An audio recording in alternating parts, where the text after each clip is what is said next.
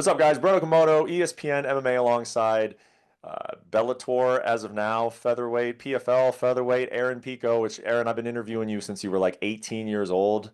I've interviewed you under a lot of different circumstances. I've never really heard you that frustrated or that angry about things, and it seems like that's where you're at right now. Why don't you tell me what's going on with your career right now? Yeah, everything is just kind of up in the air. Like I've said before, I had three canceled bouts on me this year. Was supposed to fight in California, Saudi Arabia, and Japan. Was supposed to fight for the title twice, and they were all canceled on me. Now I'm a free agent, and the only hiccup that we have is the match clause in there. But we're getting that all situated, and hopefully be fighting the UFC soon. Yeah, I mean you're making it very clear, and your manager Ali has been out there saying that you are a free agent.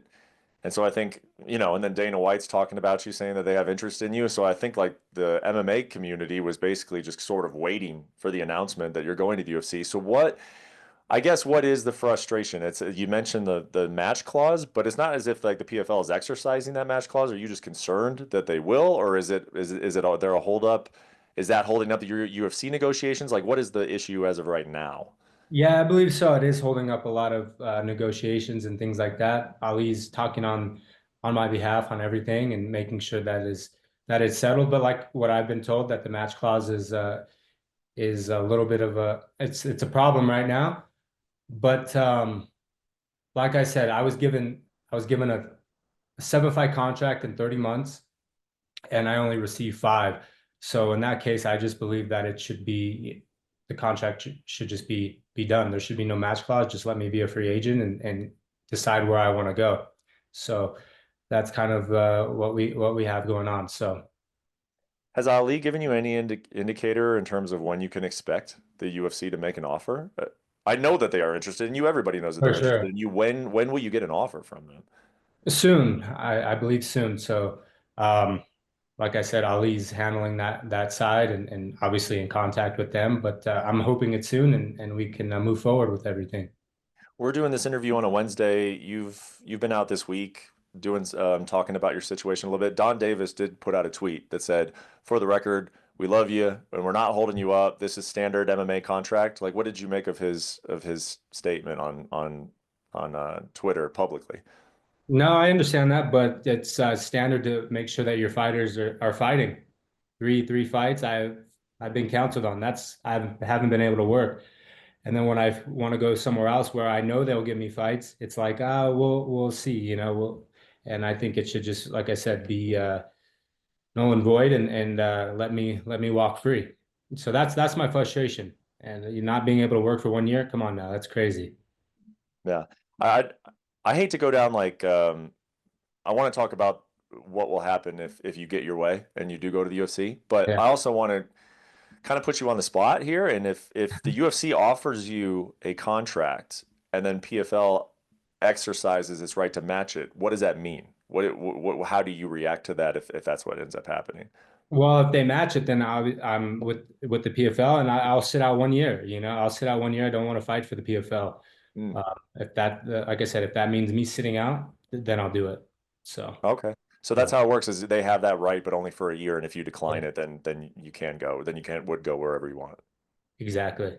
So no matter what happens, you have fought for the final time under the PFL Bellator banner.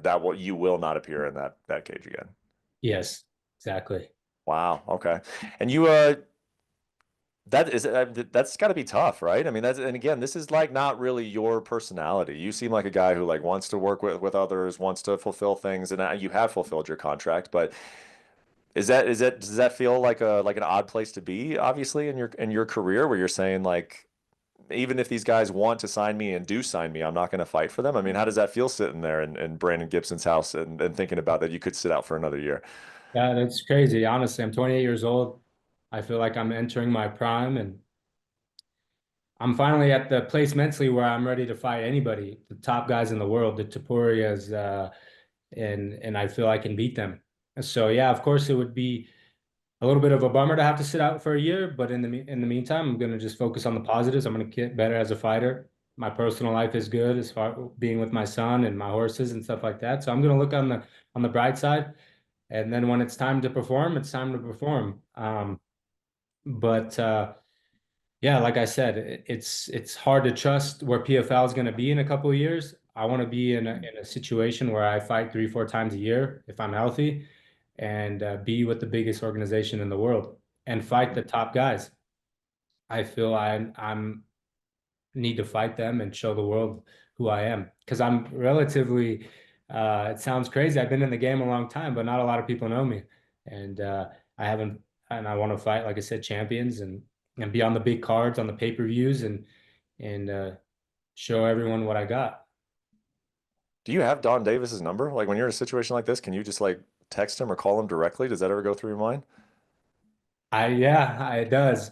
But Ali has been talking to them, and but yeah, maybe we should just all meet up and get this settled. That's the way I believe it should be done, but it is what it is. If you do get your way and you go to the UFC, what do you want over there? And you said that you feel like you're in a place where you can fight the best in the world. How long have you felt that way? Like what has got you feeling that way that you're ready for Ilia Topuria, and how long have you been feeling that way? I've been feeling like this for about 2 years now. I finally have been like, all right, I'm no matter where I need where no matter where I'm fighting, it can be any arena against any opponent. I put in the time with my coaches and any area that the fight goes to, I feel very, very confident. And I think it was just getting the jitters out and obviously the media. It's a whole game, as far as MMA. When I first entered, it was just crazy. My first fight was Madison Square Garden. To be honest with you, I had no idea what is going on. I just went in with like just the fire. Okay, I'm gonna fight, but there's a lot more that goes into it. And then I think I'm on like my 18th fight, and Hmm. I've got more experience just in every area of my life, personal life, training, knowing when to rest, when fight night and fight week. I've done it 18 times, so I'm finally getting used to everything.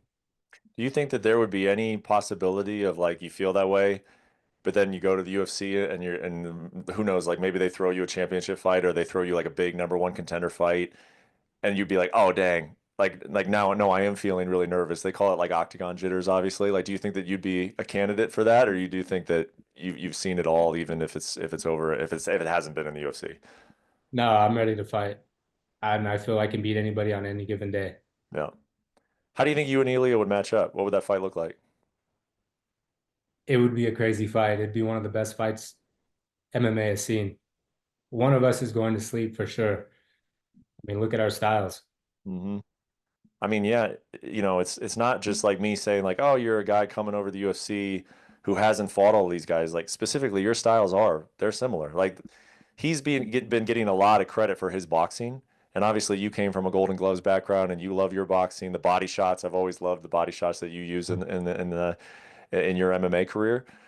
How do you when you look at his style, like do you agree with everybody else in terms of the boxing? Like when you see his boxing specifically, what do you see in it? Yeah, his boxing's very, very good. Honestly, there's no denying that. He's a all-around good fighter. He hasn't been tested in the wrestling yet. I know they say he's a really good wrestler, but so am I. So he hasn't been pushed. You know, what happens when he goes all 5 rounds? When somebody that doesn't get tired, that's withstanding, can match his boxing, get him to the ground and get him tired. We haven't seen that yet. I feel I can take him to deep waters. And yeah, I look forward to that fight one day and that opportunity. What do you think the UFC would do with you? If they signed you today, what do you think that they would do with you? How do you think you would fall into their plans? I think it would be top guy right away, right out the gate. So that's where I'm at mentally. And I'm ready to take on those challenges. So we'll see. But yeah, I think it's going to be somebody big right out the gate. If it was somebody like top 10, top 15 to just figure out where you're at, obviously draw some attention to you as a new guy coming in the UFC, do you have any preference on who it would be? That's a good question. I think a good fight just coming in and getting my feet wet. I think Bryce Mitchell would be perfect. What Yeah, about what about Bryce Mitchell? why not Bryce Mitchell? Yeah. Well, why not any of them though? I mean, the reason I ask is like Bryce's name has been in the headlines a little bit. So is Yeah. it because of personal reasons or is it because of like a style thing that you see out of Well, Bryce? he's got a big fan base, and yeah, I think it would be a good appetizer. Yeah. Okay. So Bryce Mitchell, Aaron Pico. Yeah, that'd be great. I mean, what if as of now, like, what are you expecting? When were you going to get some resolution? What is the time frame on this? I know it's difficult because you've already been waiting around for a while, but it seems like things are coming to a head. You're out there in the media. When are you anticipating some resolution out of this? Hopefully soon. Hopefully soon. And like I said, I've been on the phone with Ali every day, and we'll get this all squared away. No Okay. matter Well, what direction it goes, if I got to sit out a year, then I sit out a year. If they call me and say you're fighting in 3 weeks, then I fight in 3 weeks. I've been training. I'm ready to go. I mean, I've been essentially in camp for one whole year. And you know me, Brett. I'm not a guy that's like just letting my body go and not training. I'm always in the gym, getting better, watch what I eat, and just I'm a professional. This is what I do. It's yeah. not like, okay, it's fight camp now. We need to buckle down. It's 365 days a year. I'm ready to go. Just to give it like last thing, just to give people an idea, because it's even though you haven't fought in a year, you have been training. How much money, and if you don't want to give an exact dollar amount, that's fine. But if you wouldn't mind giving like a ballpark, how much money do you think you've invested in your career, despite not making any fight-related paychecks over the last year?